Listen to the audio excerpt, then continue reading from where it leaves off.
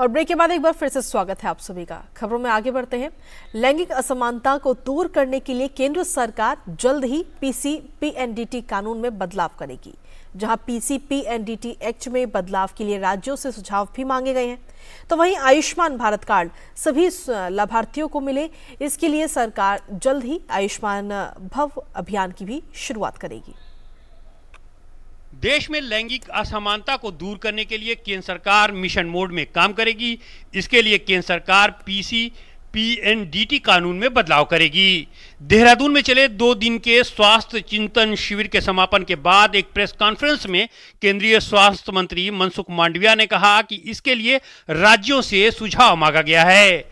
स्वास्थ्य मंत्री ने बताया कि चिंतन शिविर में 7 सत्र आयोजित किए गए, जिसमें कई सुझाव सामने आए हैं। चिंतन शिविर में सभी राज्यों के साथ मिलकर स्वास्थ्य क्षेत्र में 6 बड़े फैसले लिए गए हैं। राज्यों में आयुष्मान भव अभियान शुरू होगा। साल में एक बार आयुष्मान मेला लगेगा। सभी गांव तक केंद्र और राज्य सरकारों के स्वास्थ्य योजनाएं पहुंचाने के लिए हर गांव में आयुष्मान सभा होगी। इसके अलावा सभी मेडिकल कॉलेज की टीमें हर सप्ताह अपने क्षेत्र के सीएस केंद्रों पर जाकर शिविर लगाएंगे।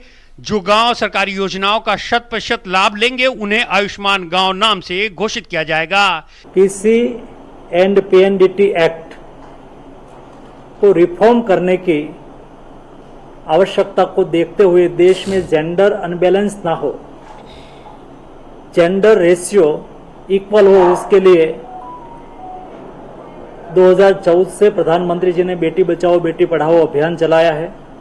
आने वाले दिनों में भ्रूण हत्या ना हो और बेटियों की संख्या बेटे के बराबर हो, उसके लिए जो कुछ एक्शन करने की आवश्यकता है उसके लिए भी विस्तृत रूप में विचार विमर्श किया गया।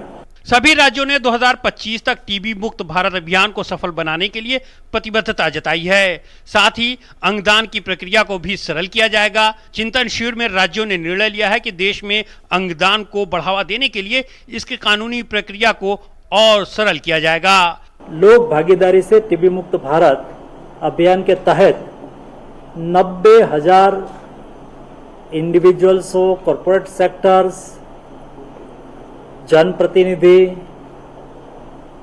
और एनजीओ सभी ने साथ में मिलके 90,000 लोगों ने 1,10 लाख टीबी पेशेंट को गोद लिया है। चिंतन शिविर में सभी राज्यों ने स्वास्थ्य क्षेत्र में मिलकर काम करने की प्रतिबद्धता जताई है।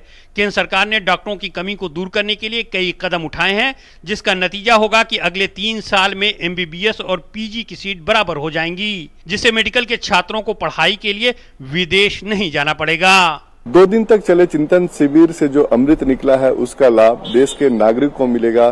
साथ ही स्वास्थ्य क्षेत्र की ये टीम इंडिया जब मिलकर काम करेगी तो स्वास्थ्य क्षेत्र में और बेहतर काम होगा।